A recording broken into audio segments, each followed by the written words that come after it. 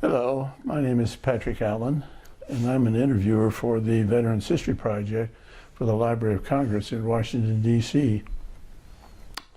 The program in Southwest Ohio is conducted through the Cincinnati Hamilton County Public Library, and the director of the program down there is Brian Powers, and we are fortunate to have today, April the 6th, 2022, a chance to meet and talk with Thomas Schlueter. Thomas.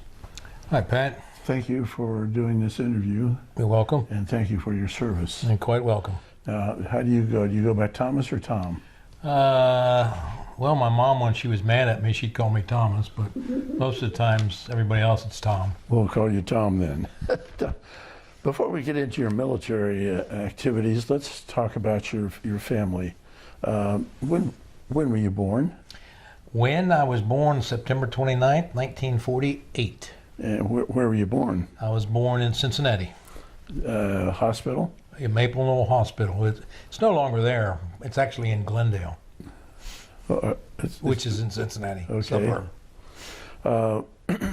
What were your parents' name? What was your dad's name? My father's name was Ray Schlueter. Raymond? Raymond, yes. And how about your mother? My mother's name was Claire Schlueter. C-L-A-I-R-E? Yes, yes. What did your dad do? My dad worked at a fertilizer company for years. Then he wound up getting into business with his brother, Schlueter Brothers Plumbing. So he did that until he retired.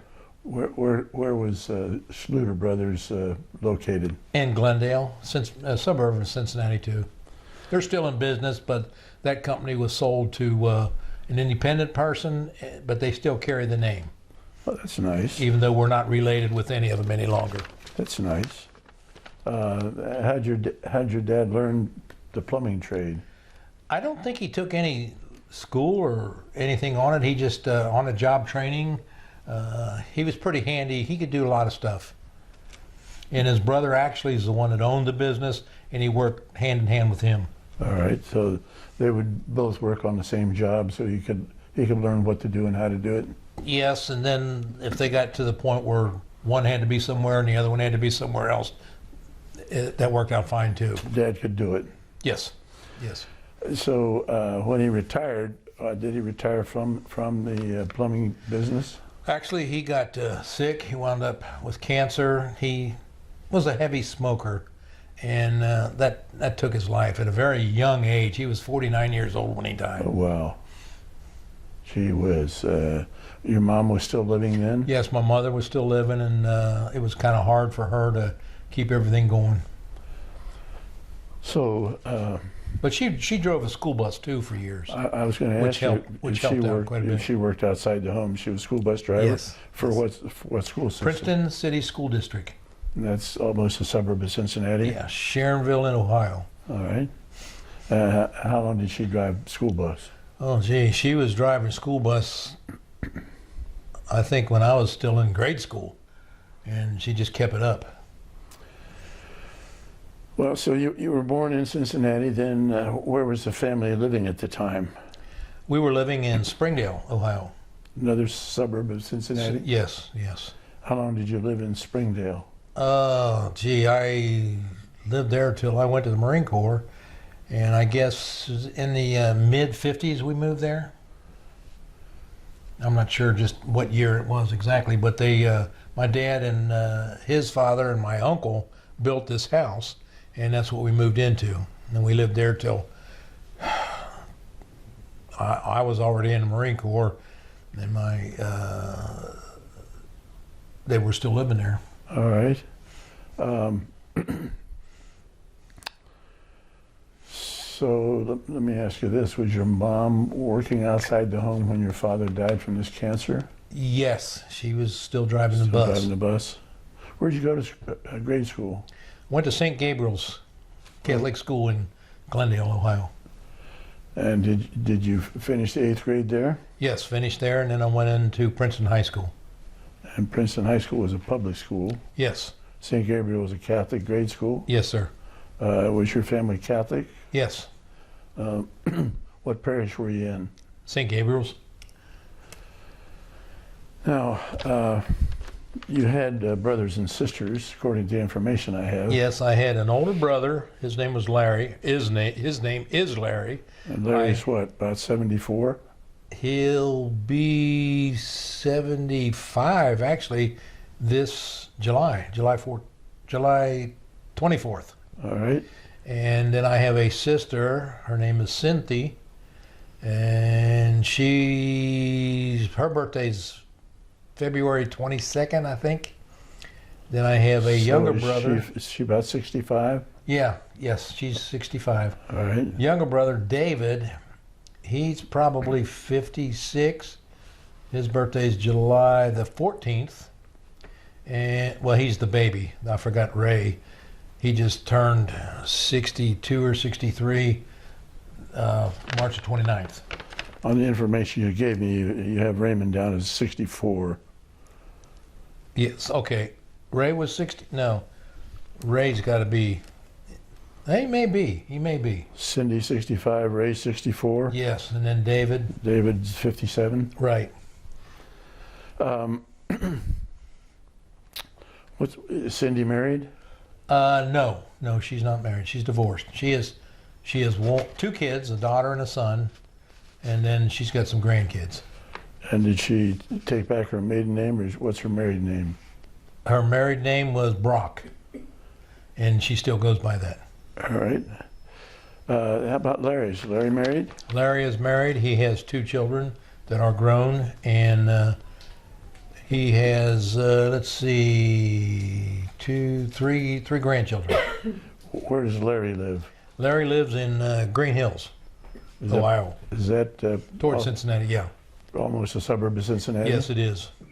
And what kind of work did Larry do? Larry worked at the same printing company as I did. He was a estimator. How long did he work there?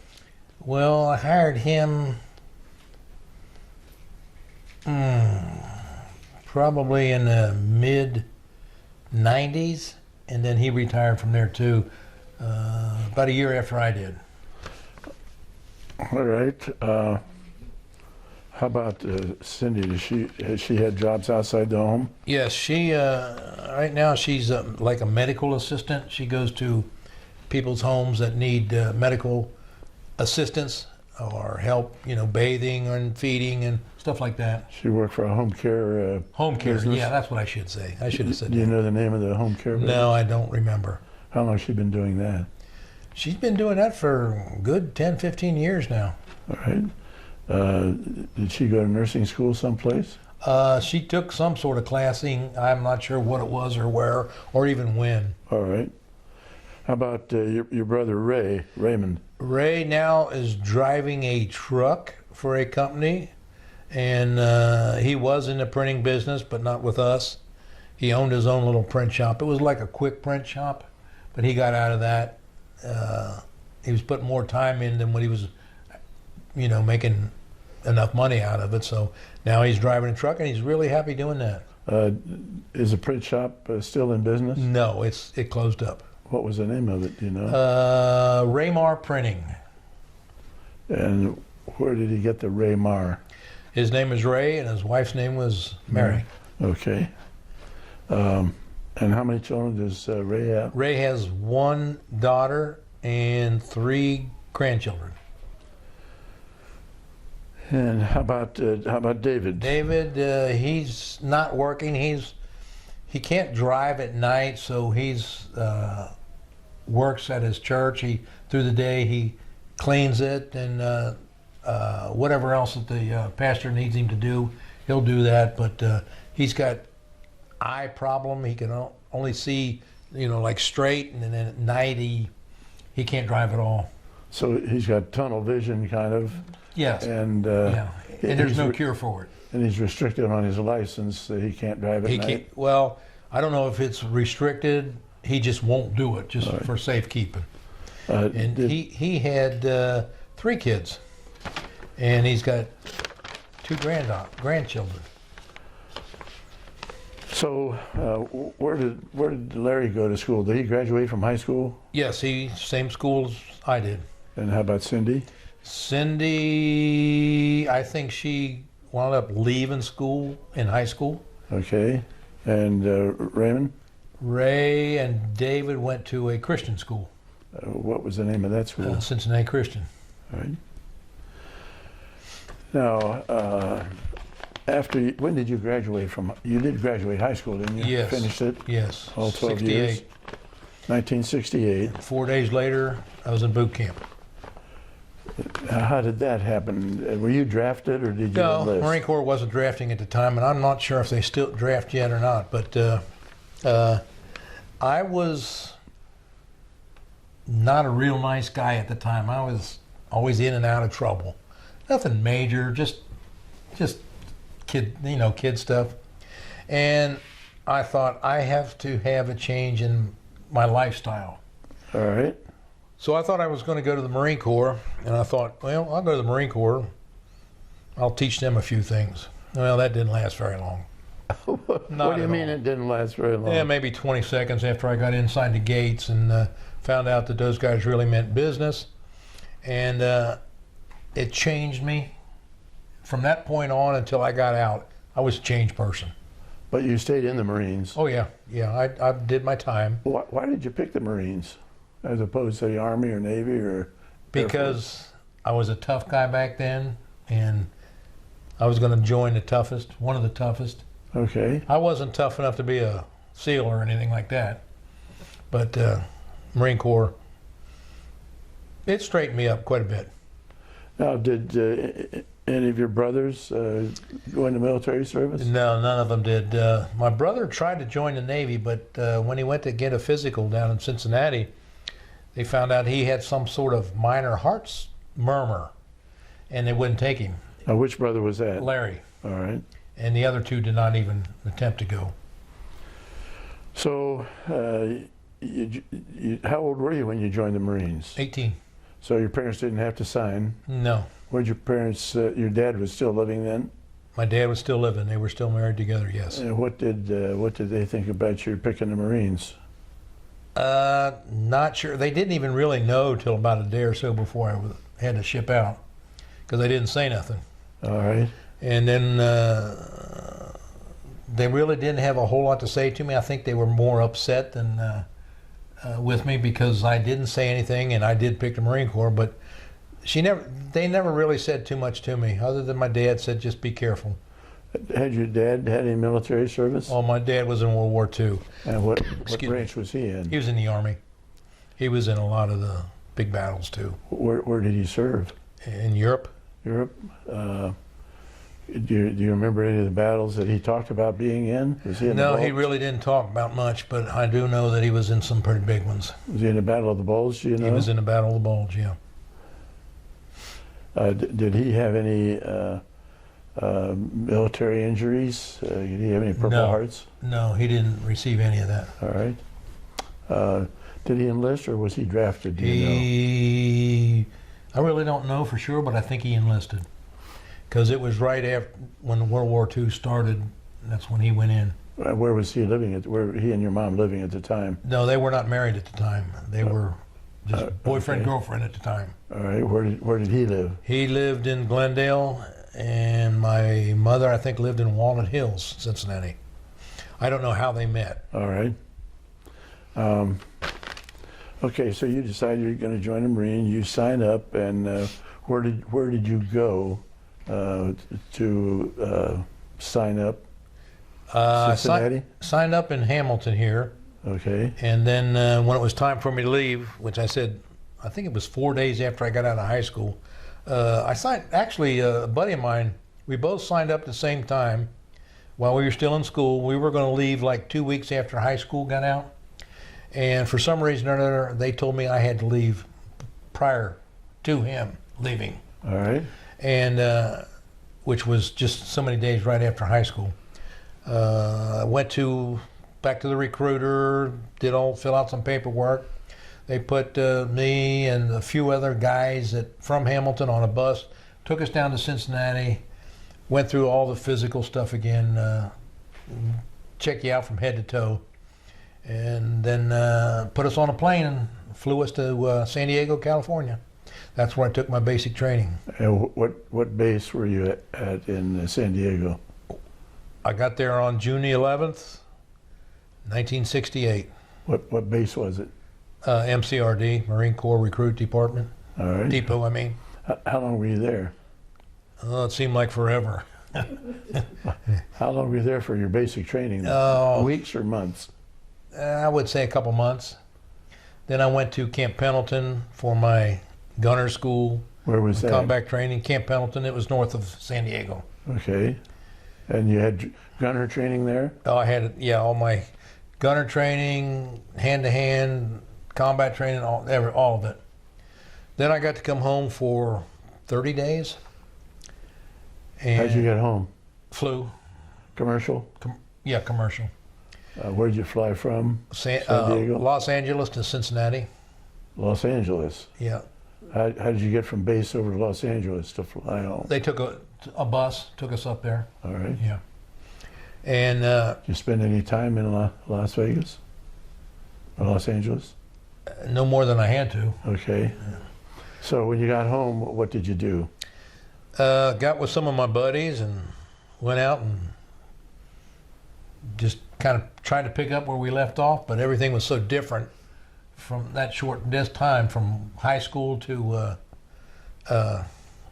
coming home for that 30-day leave. Had a lot of your buddies joined the service? One of them joined the Army. He was gone, and a real close friend of mine joined the Navy. Joined the Navy. Actually, I had to go to the recruiter for something while I was home, and my friend Wayne took me up there, and for some reason or other, he got to talking with one of the Navy recruiters, and he blames me today for his 10 years in the Navy. What was Wayne's last name? Stafford, Wayne Stafford. All We're right. still friends today. Good. So during that 30 days, did you meet your former wife? No, didn't meet her till I got out. All right. Where'd you go then after your 30 days? Went Back to Pendleton? back to Camp Pendleton for, well, no, I'm sorry. Went to, it was a Marine Air Base in Orange County. I forgot the name of it. California. California. How long were you there? Just a few months because, or maybe even a couple months, waiting for my turn. I guess before they needed a machine gunner at any place over there, certain place, or just waiting for my turn to go to Vietnam. Well, what'd you do during the months that you were there? Mess hall, clean the streets, whatever they told us, all the dirty stuff we had to do. All right. Then we got our orders, so many of us, to go to Vietnam. So we went back to Camp Pendleton for like a review of all the training that we had. All right. So at what point did you realize that you probably would end up going to Vietnam? Oh, I knew I was going to go to Vietnam when I joined. Did you? Yeah. All right. Yeah, that's what they were doing with the Marines at that time. They were getting them ready to go to Vietnam because it was right at the heart of it. So you're back in Camp Pendleton. You go through all the other training you've had. And Yeah, there was a couple weeks of it, and then they took us to, I think it was Norton Air Force Base in California, and there was a whole plane load of us that they had a little meeting before we boarded the plane to ship out, and I remember this big drill instructor, sergeant, whatever he was at the time. He said, you guys are going to Vietnam, and some of you will not be coming home. And that stuck with me. I thought, wow, that was a scary, that was really scary to me. Was that I mean, I was like 19 years old at the time. And some guy telling me there's a good chance I will not be coming back home. And that's the first time you had given any thought to that? Yeah, that's when it sunk in. All right. So I kept that in my mind all the while I was over there in Vietnam, and thought, I'm coming home. I will be one of the ones that comes home. I'll do whatever I got to do to come home. And where did you fly? First of all, how did you get to Vietnam? Boat or plane? Plane. We went to, we stopped in Hawaii. It was on a weekend, And for some reason or other, we had to spend the weekend there in Hawaii. But they wouldn't let us leave the airport. We had to stay right in the airport the entire weekend. And the airport was beautiful, absolutely beautiful. Was that on the main island or Oahu or where? I'm thinking it was the main island. Okay. Then we boarded the next day or whenever, a couple days later, and I think they flew us to Guam, which we was there for a couple hours. They were refilling, they let us get off, and we couldn't leave the area.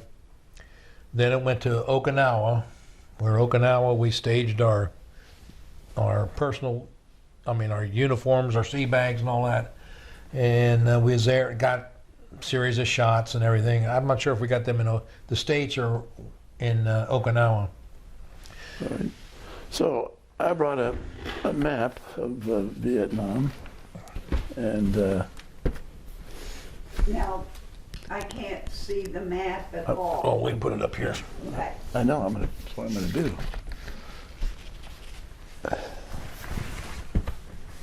Oh, you see that? I see half of it. The top half? Yeah, Okay. Well, that's, Where did you go into? we flew into Da Nang right here. All right. And the area, I never got any further south than Da Nang. It was all in this area here where I spent all my time. All over your there. time? Yeah. I belong to a CAG unit, which is a combined action group. And they called it, I was with the 2nd CAG unit. And we lived in the Ville with people and supposed to be taking care of them and protecting them and helping them out, what have you. Now, when did you get over there? Do you remember the date you got to Oh, Vietnam? no. That in 68 or 69? It was 69. Had the Tet Offensive already taken place? It was after the Tet. After Tet. I missed Tet, which from what I understand was, I'm glad I did. Yeah. Because being a machine gunner, you're one of the first that goes. So, after you get to Da Nang, how long were you there before you went out away from there?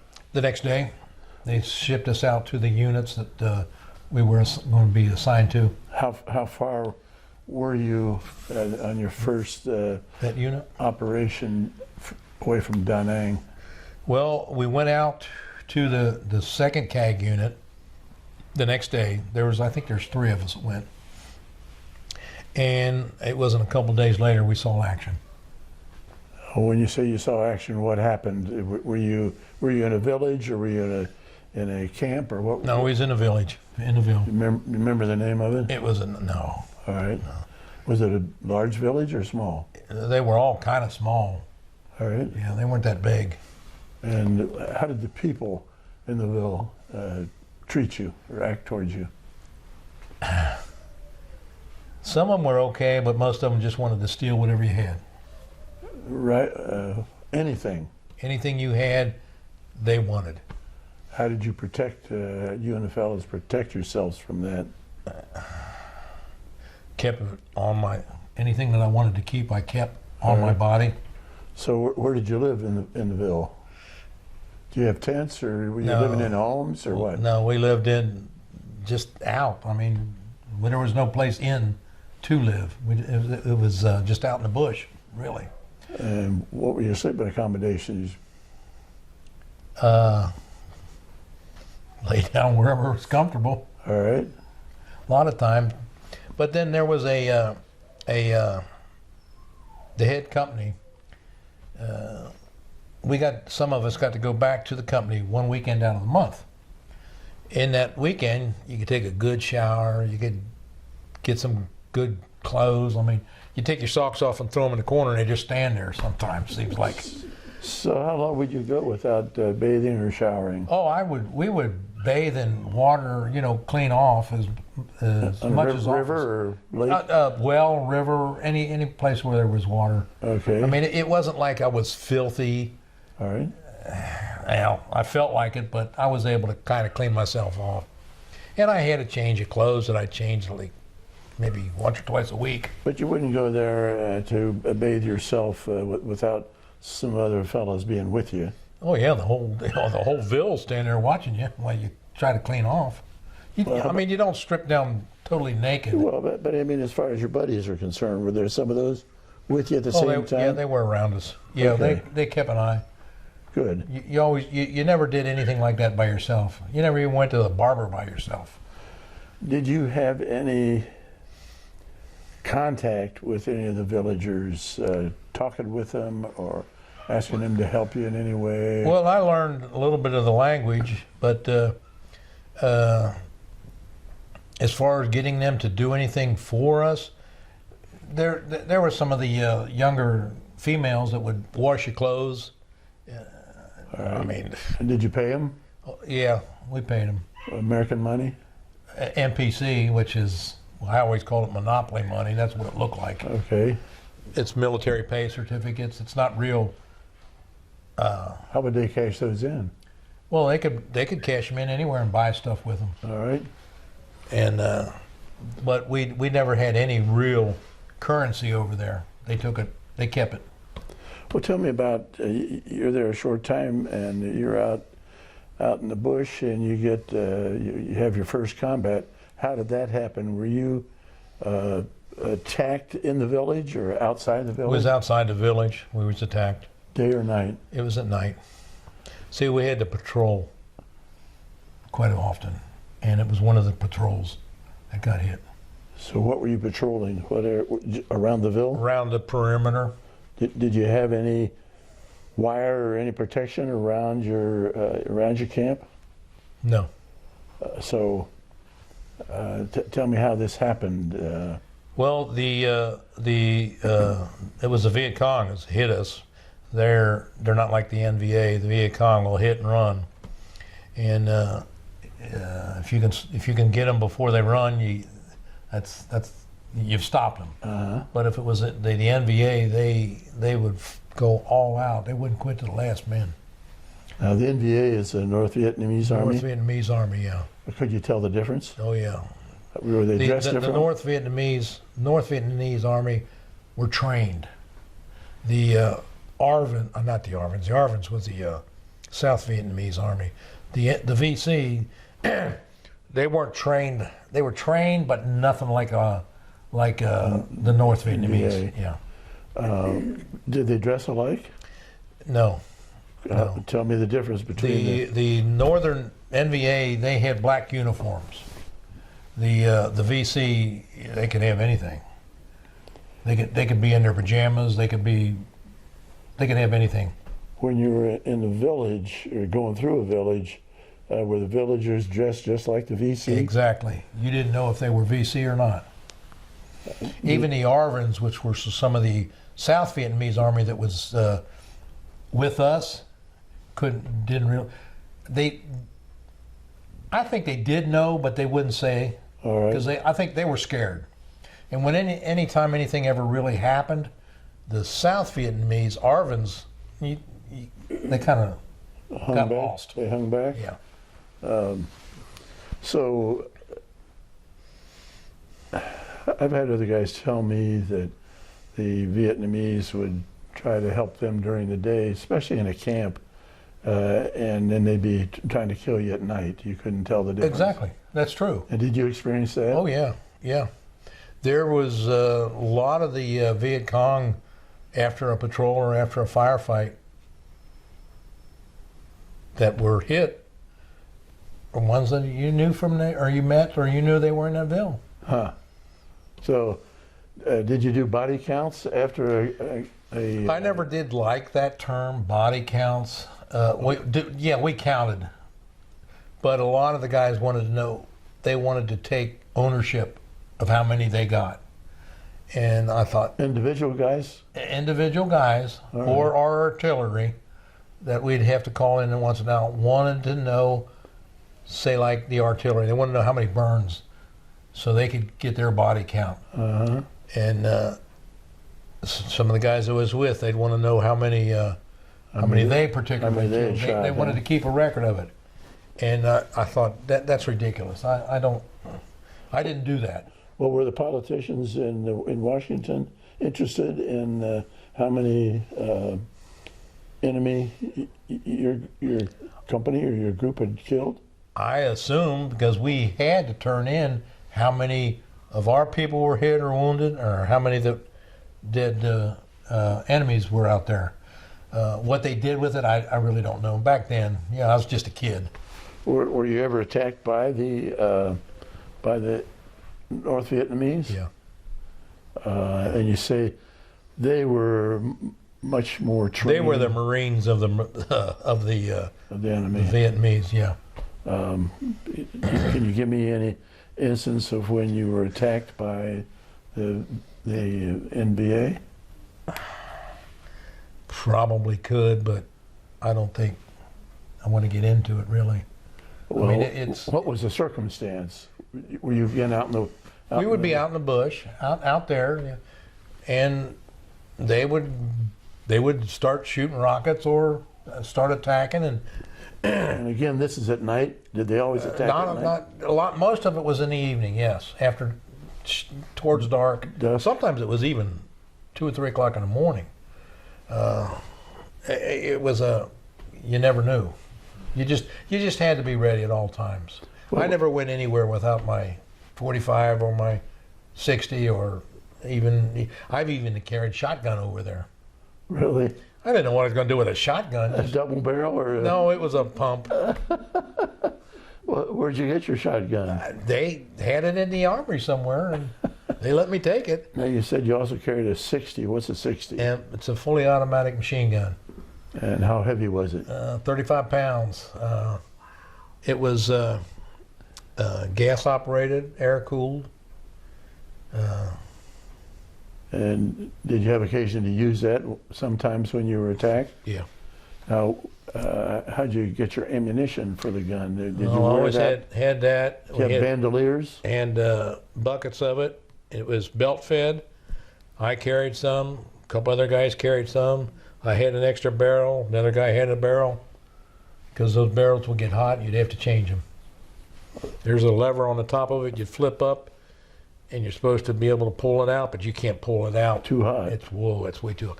I would flip it up and try to sling it back, and then stick another one in and lock it down.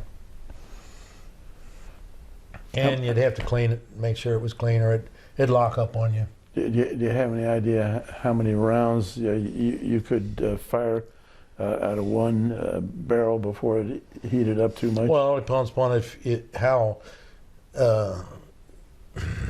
Whether it's sporadic or constant? Yeah, sporadic or constant.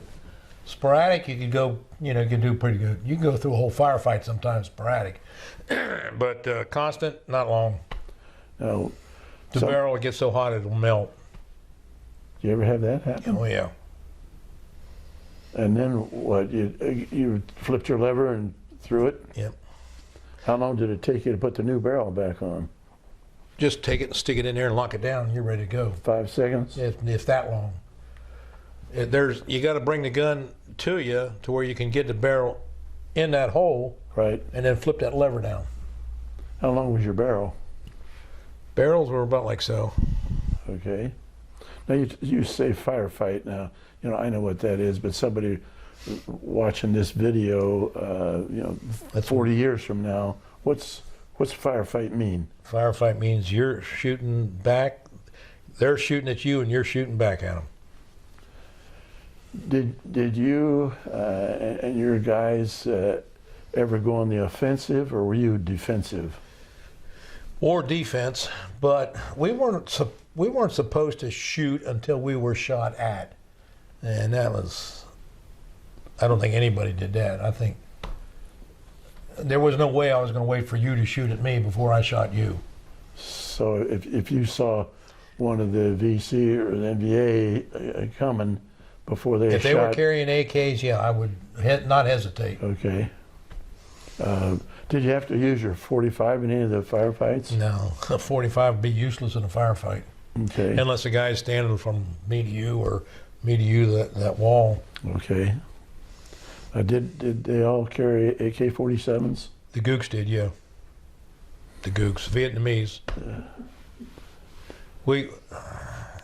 It's slang, but everybody called it. That's what they were called. I've heard that. But somebody that 50 years from now wouldn't know what a gook was from Yeah. Christmas trees. So That's like World War II, American soldiers called the Germans Jerry's, or they called Japanese nips, Nipponese, I heard that Yeah. was used. and we always said gooks. Okay. And to this day, that's what I refer to them as. How many men would be in your unit when you're out on the perimeter? Usually a squad, could be 10, 15 people. And If we went out on an operation of some sort, there'd be a bunch, a couple platoons. what kind of an operation would you be talking about?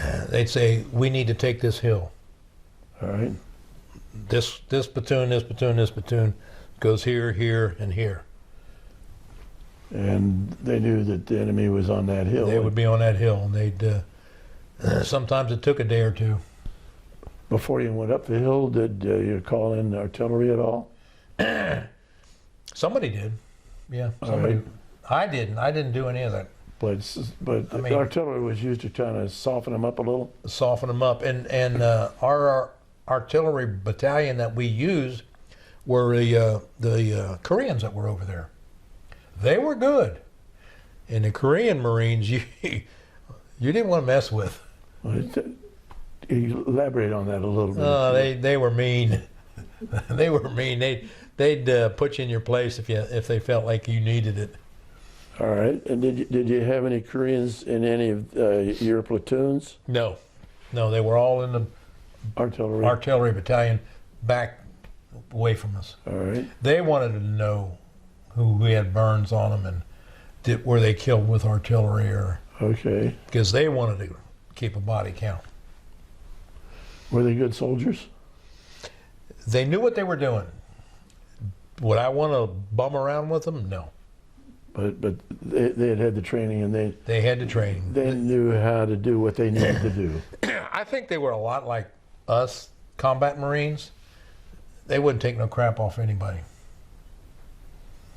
Did they ever get into any firefights? Did the enemy Not- ever get close enough to the artillery group? Not that I know of, not Okay. to where. Because I wasn't really anywhere near them. All right. Are you aware of any Koreans being in the, I'm going to call them the ground pounders, away from the artillery, but out doing any protection? There might have been, I think they'd almost have to be, but I never had any interaction with them. Okay. So you get an assignment that these platoons have to take or companies have to take this Take hill. this whatever, this hill, this ville, this ground, just to keep them back.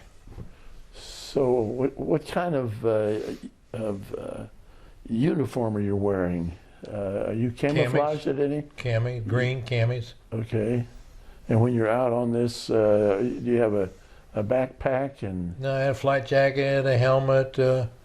I didn't take a backpack because, well, I guess that all depends upon where we was going. I mean, I had to have some stuff, so I'd have my pockets, How about food? Did you carry any food? sea with you? rations. Did you carry packed- those with you? Sea rations packed back in World War II.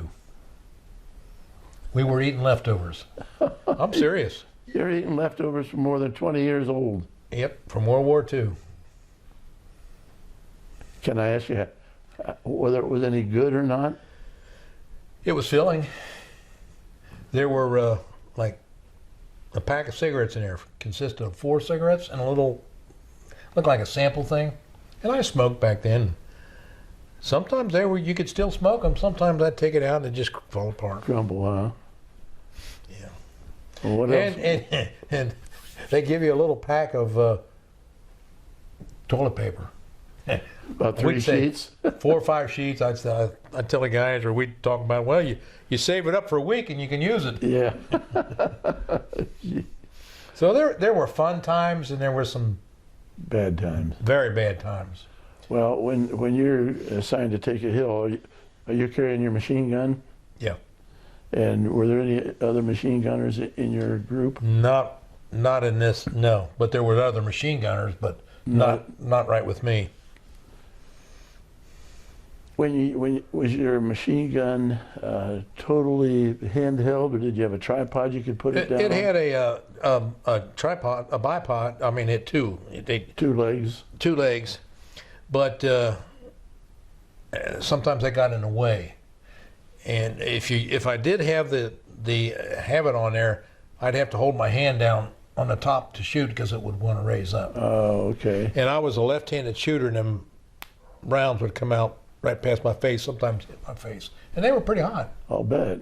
So I'd have to kind of, you didn't aim, you just pointed it at it. Yeah.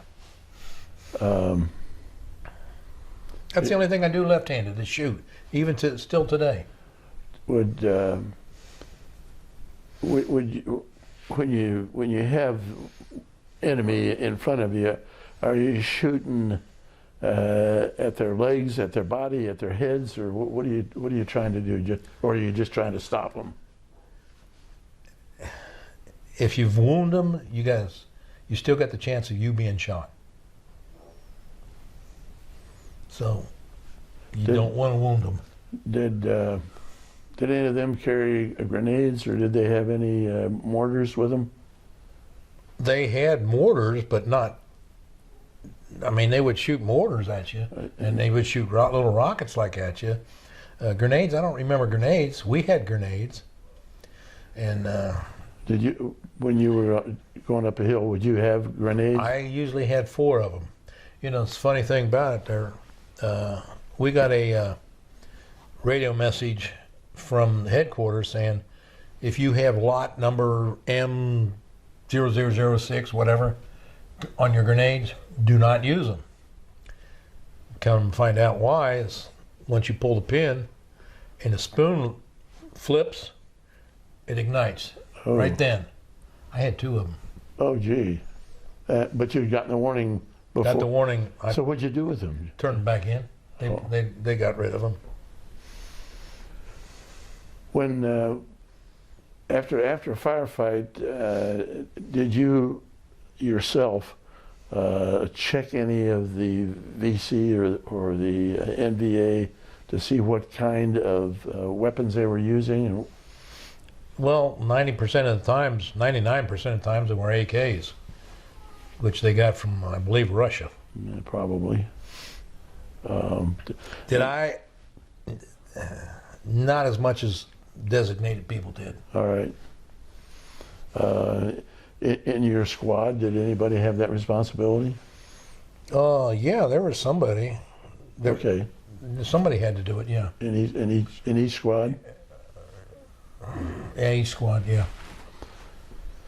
So, did you stay with the same squad all the time you were there? The squad got refurnished. Some of the boys got wounded or killed? Killed, yeah.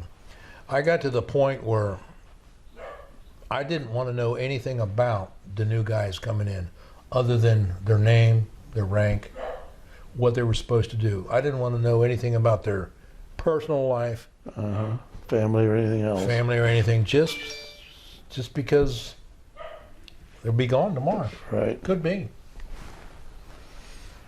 And you get to know somebody, and you feel comfortable with them, and then they're gone, and it messes with you. It messes your mind up. And I had that thought in my head, I'm coming home. Well, how long were you over there before those kinds of things entered your mind, where you didn't want to know somebody because of their potential? Pretty quick? Pretty quick, because the turnover of people. Did you have any injuries? Yeah. What kind of injuries did you have? I know you got a Purple Heart. What kind of injuries did you get? When I was in the headquarters, I got the compound got hit that night, and somehow or another, I got slammed into a truck, a wall. I don't remember what it was, and I had fragments in my leg and my shoulder, and I was out of it for a while. And then I remember waking up, and they were tending to me Right there at the right there in the grounds. Yeah, Okay. and then they went up. I think they went up. No, I know they did. They took me to the hospital. I was only there for a few days. Where was the hospital? Da Nang, How did you get there? Truck? or, medevac. Helicopter. Helicopter. Yeah. While you were being transported in the helicopter, did you get any ground fire? Not that I remember. And that trip from the bush to the hospital is kind of vague, kind of in and out. I really don't remember a lot about it. I just know it happened. Those helicopter guys were really in jeopardy every time they had a mission, didn't they? Oh yeah. Yeah. I mean, you're in jeopardy the minute you get there. Because So how long were you in the hospital? Matter of days? just a few days.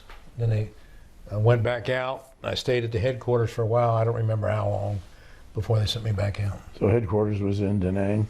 Well, no, it was a little on the outside of Da Nang.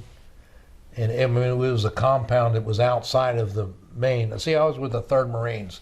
3rd Marines was in Da Nang. Their big main base was in Da Nang. Well, the Combined Action Group had their own base, which was out towards the bush too. All right. And that's where I got to stay for a while. Oh, another thing I got to do when I got to come in for a weekend out of the bush, I'd always want to get on a supply truck and go into Da Nang, where they were getting the food and the supplies for everybody. Uh-huh. And it was so hot over there. In the Navy bases where they had all the refrigeration unit, all their cold stuff. They go in there and I'd say, all right, let me out here. I'm going to sit in this freezer. You pick me up on the way back out. I'd sit in there and just, soak it up. And then when it's time to go back out, it's like you go out of, your house is real cold in the summer. You walk out into 90-degree weather. And that's kind of what it was like. It just likes to knock you down again. But it was hotter than 90 degrees over there, wasn't it? Oh, it seemed like it was 500 degrees. When you got off the plane, when you first went there, how'd that hit you? Well, it was at night, so it wasn't that hot, but it got hot the next day, yeah. So did the clothing that you wore, was that lightweight stuff to help you out with that weather? No, it was a uniform. Yeah. I'd always try to cut my shirts, arms, sleeves off, but whenever you came in, you get busted for that. You're destroying government property, but everybody did. Really? Yeah. Well, if you cut your sleeves off, how about the mosquitoes or whatever they had over there? Gee, that was another battle. Mosquitoes loved me anyway, and I swear those mosquitoes had to be that big. It seemed like it. Well, could you do anything to protect yourself? They gave us little. Everything was in green bottles, or it was all green, and you'd squirt a little of that on there, and you'd put on. It'd keep everything away, keep everybody away. But it did protect you. Good. The thing that I had the biggest problem with over there was ringworm.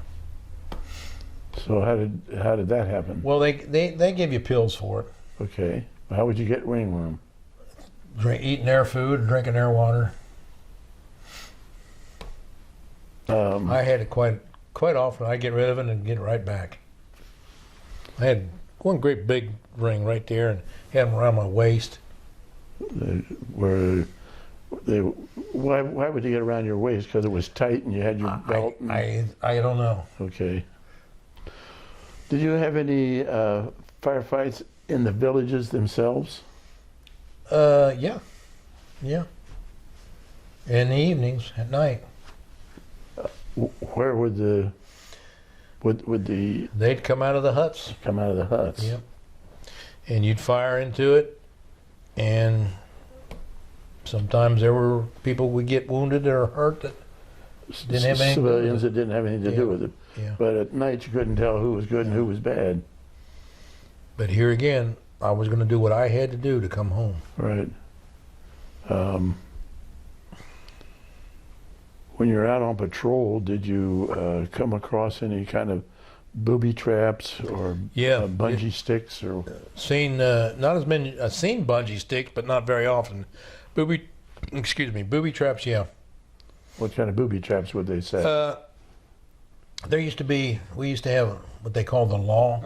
It was like a grenade shoot, and you shoot it one time, you got to throw it away. Well, they'd have some of them out there, or they would even have some, and they would use them, and then they'd shoot, leave it go. Well, a lot of people would want to pick one up for a souvenir. Sometimes you pick it up and it blows up. I mean, I never did. No. I knew better not to pick anything up like that, just because it could have very well been booby trapped. Did you see any guys Yeah. get hit by doing that? Yeah. And did that just injure them, or was it strong enough to kill them? It was strong enough to kill them. So, did you have training before you got to Vietnam about not trying to bring home souvenirs? Oh yeah, yeah. That was part of the training. But guys would still do it. We were trained specifically for what was going on in Vietnam. But in spite of that training, guys would still. Yeah, think, oh man. Yeah. Yeah. Well, You're still talking kids. yeah, 18 or 19. 18. I mean, you're still a kid at that age. Sure. How about, did any of the guys try to take the AK-47s or? Yeah. Yeah. And were those booby trapped at all? No, because those were picked up right after a fight, Okay. and we'd turn them in. Some of the guys tried to mail it home. You can't. That wouldn't work. That wouldn't work. Did any of the enemy have pistols?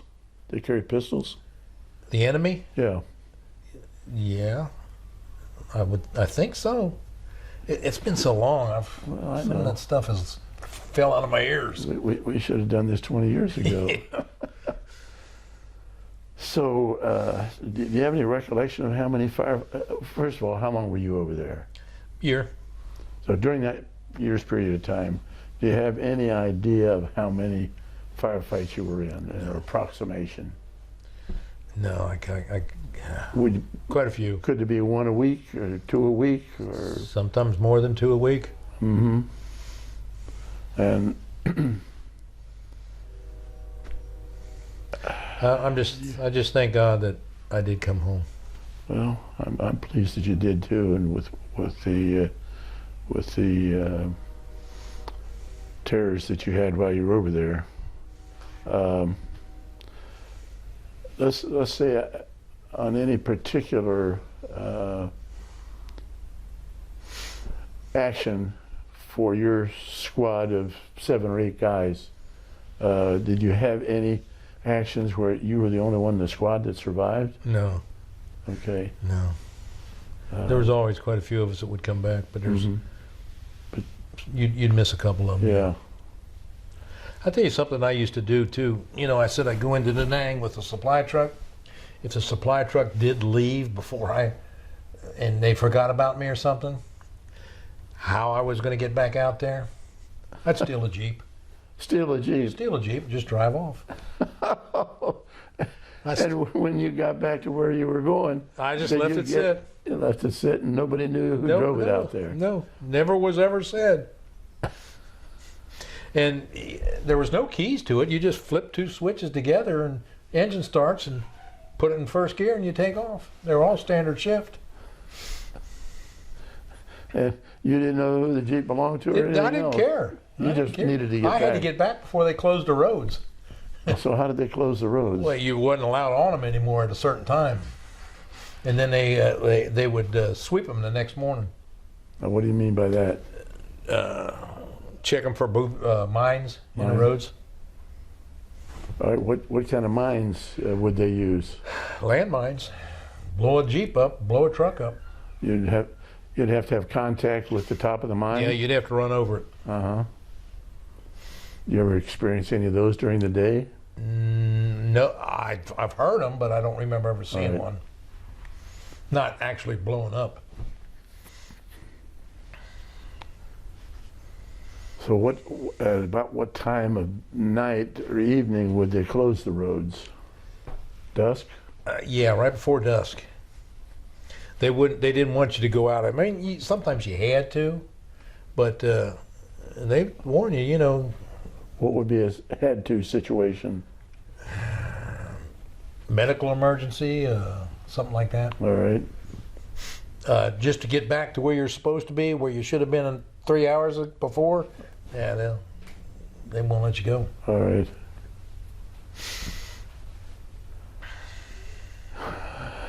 So, how about the people in the villages where you would go? What food did they have? Did you ever notice how they ate? Or If it wasn't for rice, I don't think any of them would be alive. They made everything out of rice. They had some meats and stuff. I was afraid to ask what it was. I kind of knew it was dog or cat? dog or cat or monkey or something. Did they have any water buffalo? Everybody had water, but that was their main source of life, was their water buffalo. They used them to travel by, carry things by, work in the rice paddies with them, and very protective of their water buffalo.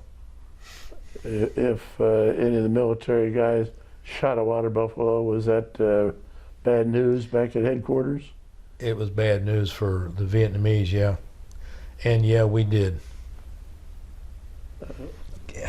Here you are, here again, you're talking kids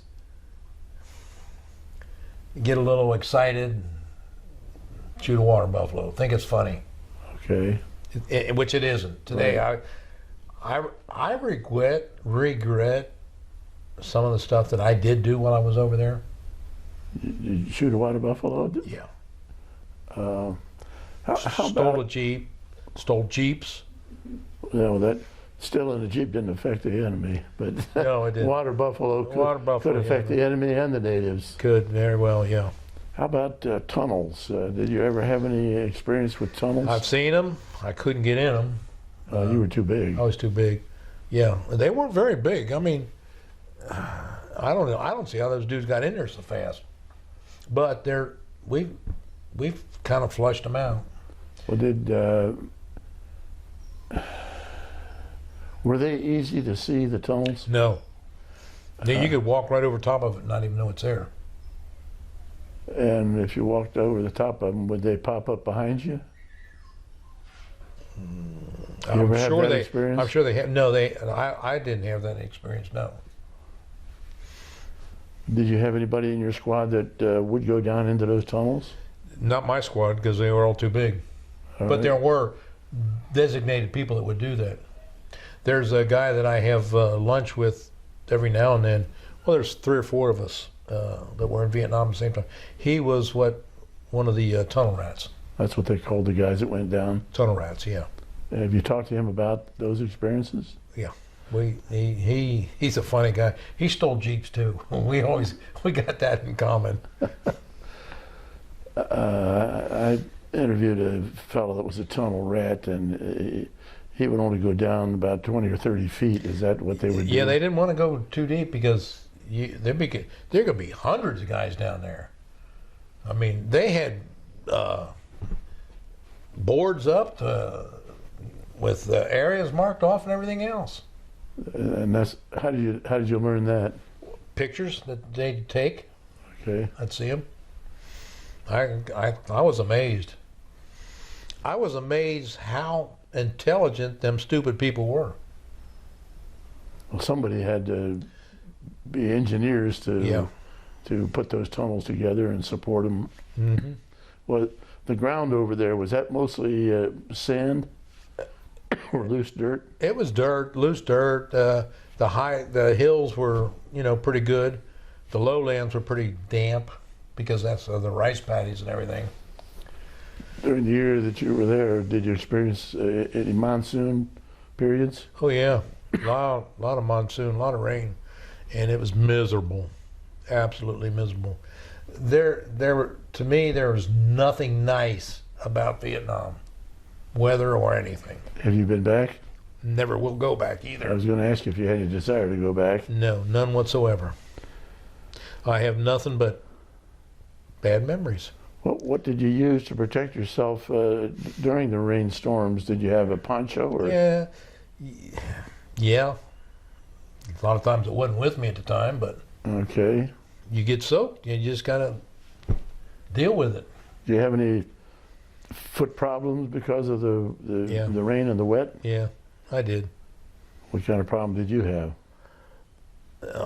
I wouldn't say it was jungle rot, but it was kind of like peeled and was red and raw and So uncomfortable. how many pairs of socks did you carry with you? Probably, gosh, I don't know. Seemed like I had enough of it, whatever I needed. If I needed something else, they'd get it for me. All right. Other guys have same problem because of the weather? Yeah. But we didn't pay too much mind to it because we just accepted what we had, where we was at, and what we had to do. Yeah, you were more interested in preserving yourselves, Right. and your buddies, rather than worrying about your own health problems or a Health, hygiene, byproduct or of being whatever. there. Yeah. And it was like we were all buddies. They got your back and you got theirs. Now, I've heard the term "no Marine left behind." Was No that man left behind, no right? man? So, did you ever have occasion where you had to bring a wounded or a dead Oh, many Marine times. back? Many times. Pick up body parts. Oh, really? We had dog tags around our neck, and I had one in each boot. Oh, Right down there, we're in the boot lace, one in each boot, because you had to identify what leg that guy went, mm-hmm. what What person? leg that, what body guy that leg belongs to. That'd be pretty terrible duty. Is that the worst thing that you had to do while you were over there? What, pick up body parts? Yeah. No. What was the worst part? Combat.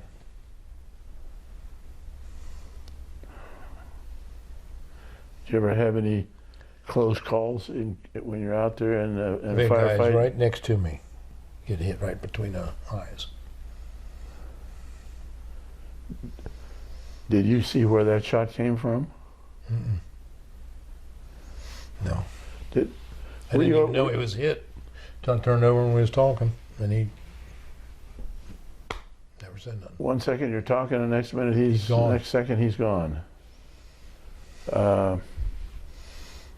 While you were there, had they used Agent Orange yet? Yeah, they were using it. It wasn't where I never seen it. Okay. I mean, I never had any interaction with it. All right. Did you see any locales where they had used it? Where they burn up? Yeah. I've seen places burn up. I'm not sure why or what it was. You didn't know whether it was. It could have been a flamethrower. Could have been somebody just burn up the ville or something, or wanted to burn this field out. What kind of flamethrowers did they have? Did they have vehicle flamethrowers? No, there was backpacks. Okay. I didn't see any. They had vehicles with flamethrowers on it, just like they had vehicles with 50 caliber machine guns on them. But I never had much to do with them. Okay.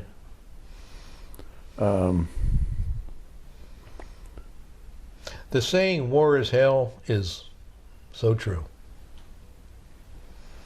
I wish this country. I just wish war was never again. Yeah, right. And Nobody deserves it. here in 2022, we're having the Russians invading the country of Ukraine, and Yeah, I we know. don't know where that's going to go. And those poor people in Ukraine, they're. I feel for them. Well, so do I, and I think most of the public does, because they didn't do anything wrong to bring this on. They didn't attack Russia. No. Where were you when you got word that you were going to be sent back home? Well, I knew my time was up. Patrick, just a little bit this way. Sit up. I'm not supposed to be in there. Yeah, Oh. go get him. Okay. It was my time was up, and got my order saying that be so and so being back in Da Nang at such and such a date and such time. Who gave you that? It came from the headquarters. But who gave you the order? Oh, I don't remember. One of the office Just- people, Okay, just a messenger. messenger. Yeah, that's what it should be.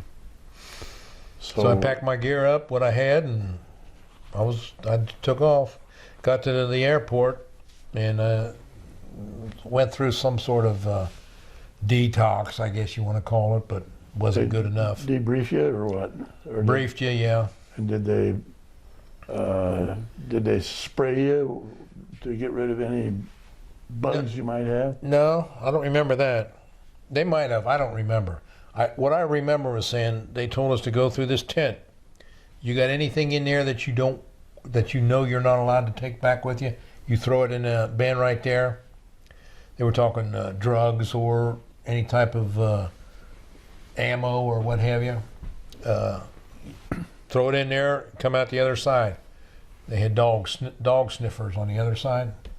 And if you had anything, they'd arrest you. But as long as you threw it in there before you came through, you were okay. When I went through, there was all kinds of stuff in there. I could see drugs, I could see weapons, I could see ammo, but I didn't have anything. I was finished. I wanted to get out of there.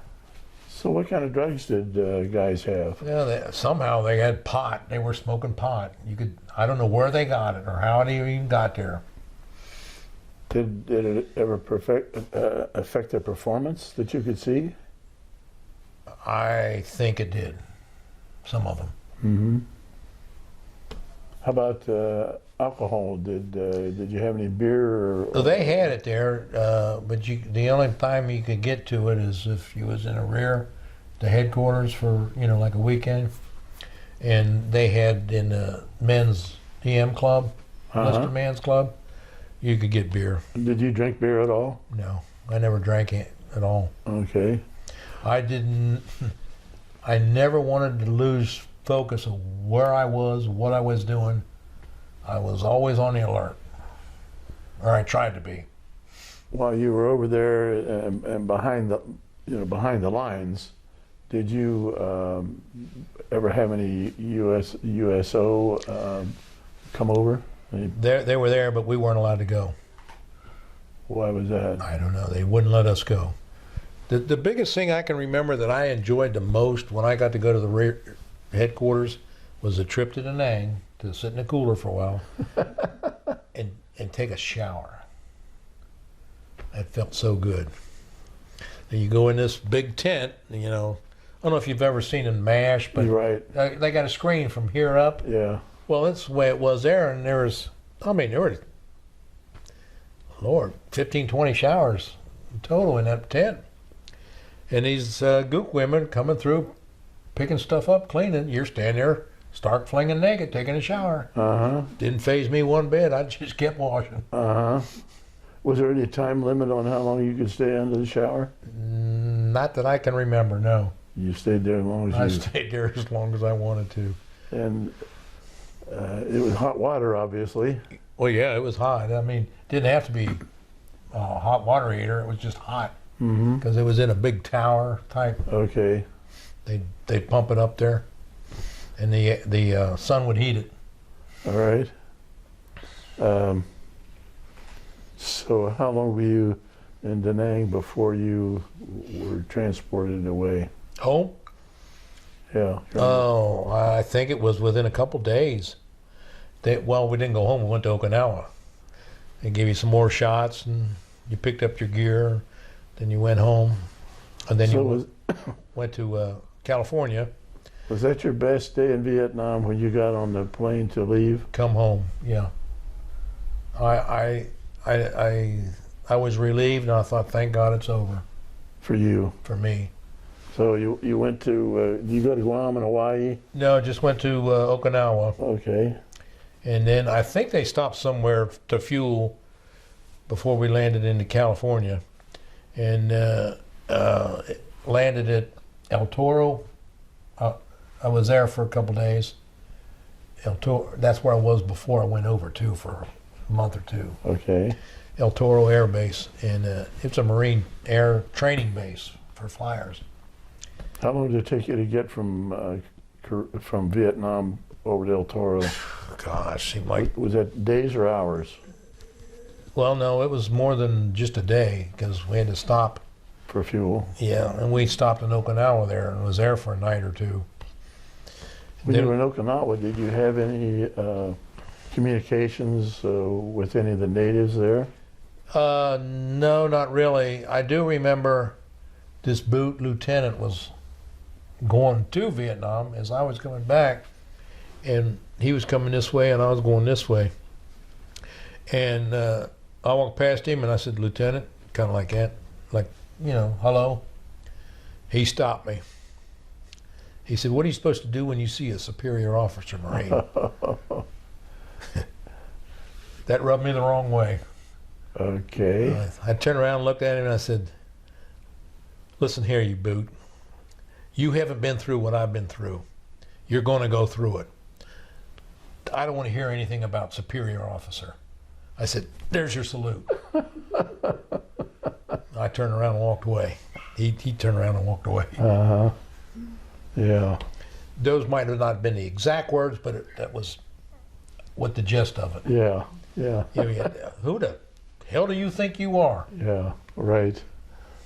After what you'd seen and gone through. So you get to El Toro, and how long did you spend at El Toro? They had two sets of orders for me. They were going to re-enlist me, or they were going to let me out a couple months early. And on the re-enlistment, they were going to give me some big bucks, $1,500, A month? all at one time Oh, to bonus? re-enlist.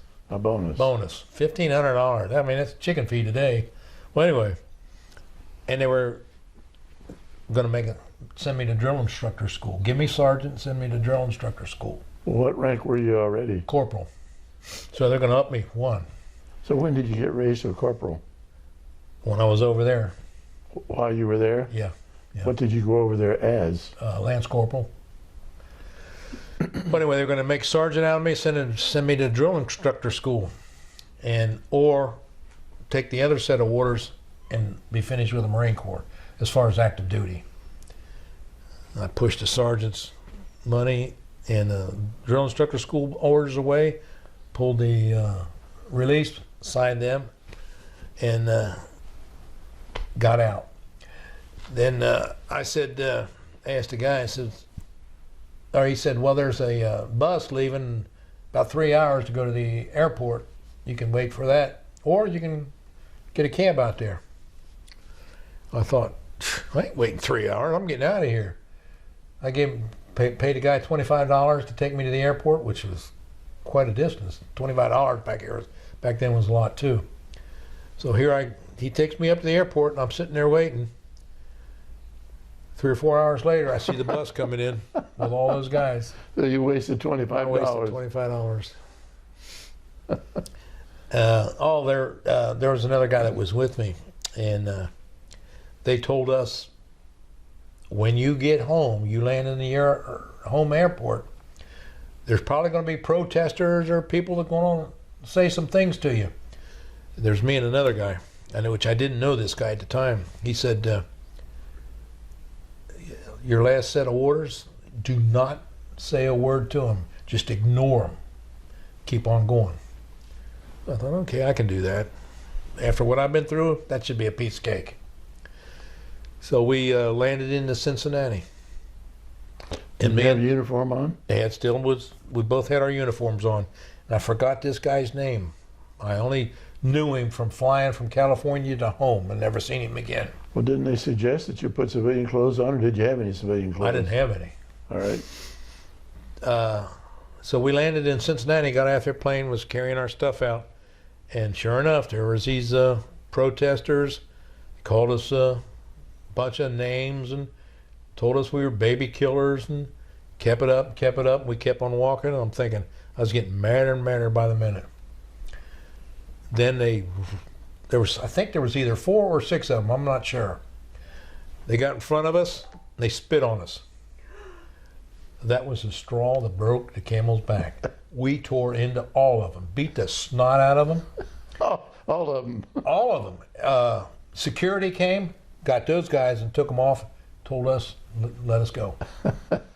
Because apparently it's happened before. Mm-hmm. But when they spit on us, it ain't going to spit on me, not at that time. The straw that broke the camel's back. Oh, gosh. We tore into them. Now, were there other spectators around when you were doing that? Well, I'm sure there was people. I mean, it was in the airport. And they just kind of, I guess they just stood there and watched. I didn't pay attention to them. I was watching these guys. Any repercussions after the fight was over? Not for us. But I mean, from the bystanders. Anybody clap Some for of them you? clapped. Some of them clapped. Some of them, they weren't too nice either. What I can remember of it. Yeah. But it was so fast, and we were gone so fast. From the airport, where did you go? I called my brother, and he came pick me up. And you came home to your parents? Well, came home, went to my brother and his wife's house, stayed there before, because this was like middle of the night. And then the next day I went home. Did your Mom and Dad had got a divorce too by then. So where did you go, mom's or dad's? Mom's. So did she know that you were coming home? Or was this a surprise when you went there? No, she told me don't ever just show up. She's afraid she couldn't handle it. Uh-huh. So I told Larry, let Mom know you're coming to get me. So we did. So she was happy to see you, Yeah. needless to say. First meal she fixed, get home, chicken and rice. Oh, rice. That's all you needed. That's all I needed was more rice. So- It took me a long time before I'd eat rice again. I'll bet. Yeah. So then tell me what's going on then. You get home, you see mom, and what goes on? Took a week off, and went back to work, and got my job back Now you went back to work where? at the printing company that I was co-opted at when I went over, or when I went in. Well, we didn't talk about that. When you were in high school, I co-opted a you printing co-op. company. Yeah. Okay. What was the name of it? Ketmoy Printing, the same printing company that I wound up running the production in for years. All right. So did they know you were coming back? He said, the boss said I could come back, he'd give me my job back, and I was making a whopping $3 an hour. $3 an hour, what am I gonna do with all that money? Right. But I started back to work way too soon. I still in the kill mode somewhat. You look at me cross-eyed and I was gonna jump dead on you.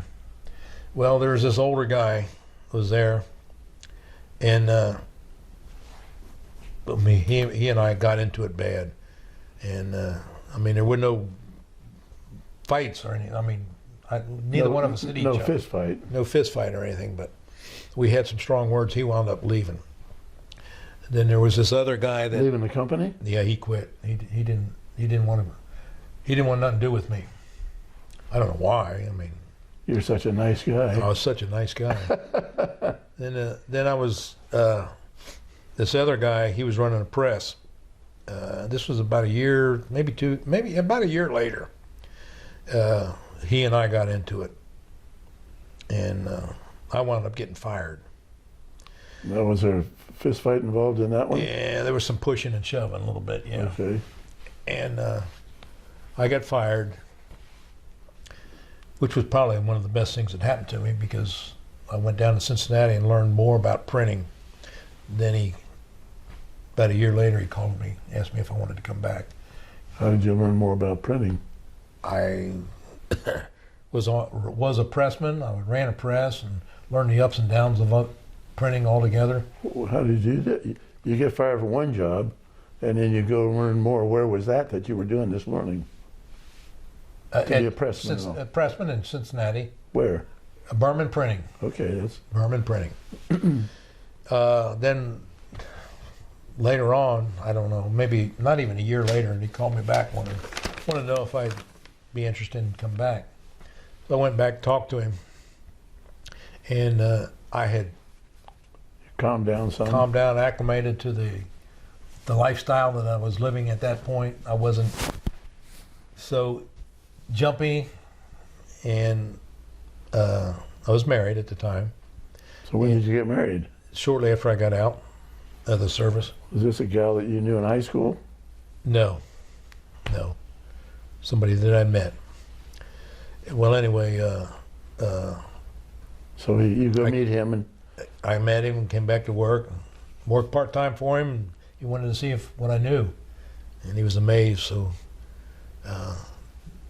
he hired me back, and I worked there. And a friend of mine bought the company from him, and he wound up running the company, and I went in, this was years later, ran the production end of it. I did all the buying and hiring and firing and stuff like that. Did that for years. scheduling products and all Scheduling, doing all the scheduling, yeah. that. So how long did you do that? I did it for close to 40 some years. Same company. Same company. What was your wife's name? The one that had passed away, her name was Wilma. And how did do you remember how you met Wilma? She was she worked at Frisch's up the street from where I met her in the restaurant. Well, how long did you know her before you got married? About a year. All right. Did you and Wilma have family? She had 2 kids. All right. Did I adopted them, And what were their names? Felisa and Kenny, Up there on the wall? up on the wall. Mary, can you get that thing with all his medals? She died about 7 years ago. And what she died from? She had cancer Flu, or flu? virus, Really? and then Bev and I met probably within a year or 2 later. And that's your current wife? That's my current wife. Okay, well, wait till she gets back on the headphones. My wife, Mary, is our camera lady today. Okay, here's your shadow box. Show us what all these are, if you would, Tom. Copy of my dog tags. My sharpshooter medal for sharpshooter rifle. I shot expert with a pistol. I wound up being a corporal. Then the medals here are national Which is which? national defense, combat action, Purple Heart, and then these were through the Vietnamese combat and national defense medals. And what are these ribbons? All these, the ribbon represent these. Okay. When you don't have those hanging, you got those on. You got a star on your Purple Heart. What's that about? Second, 2 Purple Hearts. Well, you told me about one. What's the other one? The other one was I got was running out and I run into some razor wire. Concussion threw me down and I got razor wire kind of wrapped around me a little bit. Concussion threw you down. Yeah, something blew up from behind me again. Okay. And It wasn't as bad. I don't know why they did that though, but what's the that's symbol? just a insignia that went on your cover For the or on your Marines? collars. Yeah. How old are you in that picture? 19, All right. 19 years old. So when you opted to not take the $1,500 and re-up, you opted to get out. You had some reserve responsibilities, didn't you? Oh yeah, you had 6 years total, And active and inactive. what did you do during that period of time? I never got called back. So Did you have to go to meetings or? Nothing. So Nope. Once you got back in the States, you had nothing more to do with the Marines. No, I was finished with them. I was very, very finished with them. I didn't even start caring about them till years later. If knowing what you went through being a Marine, would you still opt for that branch of the military? At my age, No. back then, probably would do it again. Do you think they helped straighten you out? Oh, they did, yeah. They helped, they did tremendous. That when I got back, I had to mellow out more myself. I was not the same type of guy. I was not the nice guy then that I am today.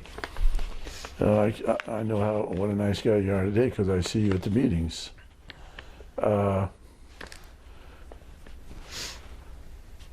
You have on the little poop sheet. You have is this Kenny Kenny, yeah. and Felicia, Felisa, and those are the two gals that are the two children. Ashley, and Emily. That you had with your first wife. Yes. And then Ashley and Emily, when did they come along? They were my wife's now 2 daughters. See, she lost her husband about 12 years ago. And then when we got together, we all clicked really good. And they're just like kids to me. So Ashley and Emily were hers? Were hers. Did you adopt them? No, they were already grown. Okay. Ashley's got a baby and pregnant with another one. What's Henry do? What does what? What does Henry do? Henry. Kenny? Kenny. Oh, he owns his own can't silk read the screening printout. business Where is that? right here in Trenton. It's called EAS Sportswear. Does he put logos on T-shirts and stuff? Yeah, Business good for him? business real good for him, yes. Good. He does a lot of work for the different schools. Does he have family? He has a wife and 2 kids and 5 grandkids. 5. So what are his children's names? Do you know them? His children are Ethan and Abby and Savannah. That's where he got the name EAS Sportswear. Ethan, Abby, and Savannah. Now where's Savannah come in? Savannah graduates from high school this year. And what high school is she going to? Edgewood. That's between It's right here in Trenton. Middletown and Hamilton. Yes. We're in the Edgewood School District right here. So what's Felicia do? She stays home, takes care of her mother-in-law. Okay. How about Ashley? Ashley works for Brinks. Brinks the security company? Yeah. Okay. What's she's not a truck driver, is she? One No, of the no, no. She delivery works truck- inside. Her husband is a truck driver, though. What's her last name? I asked you too soon. Yeah. Steinmetz. Steinmetz? Something like that, yeah. Okay. How about Felicia? Is she married? Felisa is married to Jim Chefstall. Say his name again. Chefstall. C-H-E-F? SCHFESTAL. All right. Emily, there's an Emily. Emily is in Arizona, University of Arizona College. She's a freshman this year. You know what she's studying to be? If she don't keep changing it. Oh, she changed it from one to the other. She was going to be a doctor, and then now she's going to be a lawyer. I don't know. Still too early. When you're a senior, you don't know what you Yeah. want to do. You had some, in addition to graduating from high school, you had a little bit of college. Yeah, I took some classes for the at Miami here, local in Hamilton. I took some business and human resource classes. How long did you do that? About a year. You didn't go enough to get any kind of a diploma or No. acknowledgement. I got paperwork saying I did this and I did that, but Now, the Miami Hamilton, that is a branch of the Miami University of Oxford, Ohio. Yes, it is.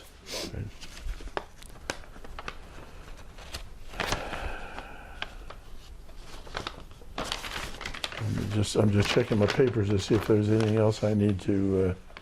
What was the date that you got out of the Marines? Remember that? It's not on this piece of paper. It was early in 70, January, February.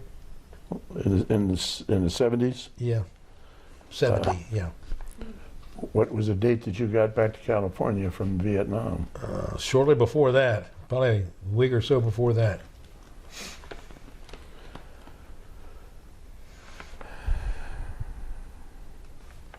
Now, on this bio form, it says you were in the 3rd Marines Amphibious Force. 3rd Marine Amphibious Force. That means, amphibious means by land, by water. Right. You go to shore by water, which I never did. You flew to Da Nang I and just you were flew on the to Da ground Nang. all the time. Yeah, never did get in the water. Well, even though you tried to avoid knowing guys, did you, during that 1 year period of time, did you make any good friends that survived with you? Yeah, but I haven't seen or heard anything from them. All right. Like I say, when I got back from Vietnam, I didn't want nothing to do with any of it. Does your unit have any reunions at all? No. All right. Mary, did you have any questions that came to mind that you'd like to ask Tom? No, I'm just still wiping a few tears off for your reception from the people in the airport. Oh, yeah. We were around, but, you know, I wish I'd been there pushing them away. Oh, we did pretty good ourselves. Well, I would have helped you. Well, I appreciate it. Sounds like it. You went through a lot. Well, I think we pretty well covered everything. Your dad died young, and your mom. When did your mom pass? My mom died probably 8 years ago. And how old was she? About? Oh, she was 85, something like that. Was she living by herself? Or was she in a home? Or? No, my daughter was staying with her. Okay. She was in a retirement home over here. And what caused her death? Is it just old age or cancer Old age. or what? She things just stopped working. Body parts stopped working. Okay. Yeah. Did she die in a hospital or home? She died in the hospital. You remember where that was? Fort Hamilton, on the west side of Hamilton. Okay.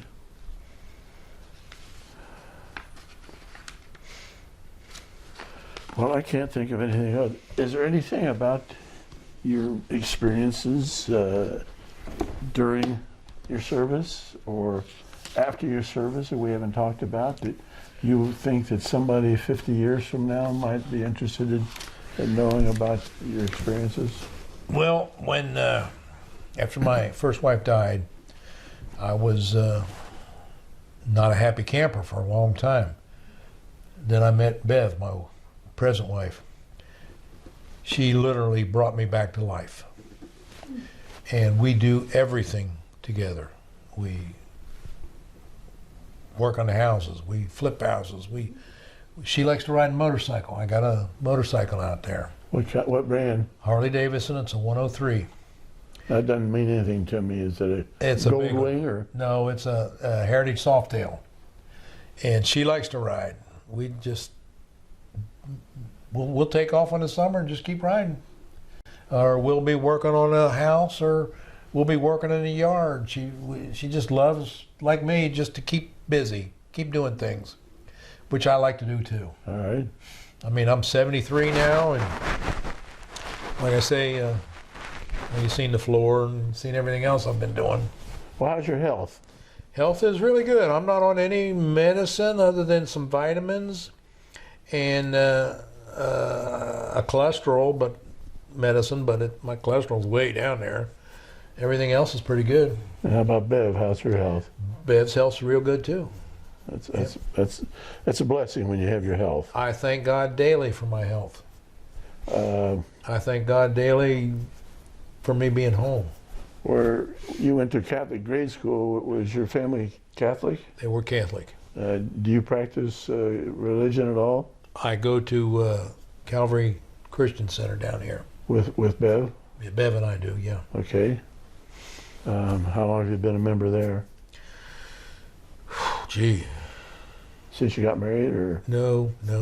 Oh, yeah, we've both been going there since we've been married, but I've been going there before. Okay. Well, Tom, I think that there's probably a lot more that you could tell me about Vietnam that you don't want to tell me, and I respect There's a lot more about Vietnam that I've tried to close. Right. And talking about Vietnam sometimes Brings it back. opens up windows that I've shut years ago, and I don't really want them open, but I deal with it. I hate to do that, but these interviews are so that people 50 years from now can appreciate you and what you did. I